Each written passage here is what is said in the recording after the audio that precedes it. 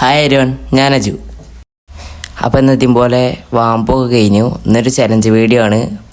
കഴിഞ്ഞ വീഡിയോയിൽ 40 പുഷപ്പാണ് കംപ്ലീറ്റ് ആക്കിയത്. ഒറ്റ സെറ്റിൽ 60 പുഷപ്പ് അടിക്കാൻ പോവാണ്. പുഷപ്പ് തുടങ്ങിയിട്ട് 30 പുഷപ്പൊക്കെ നോർമലായിരുന്നു. പിന്നെയുള്ള പുഷപ്പ് നല്ല ഹാർഡായിരുന്നു.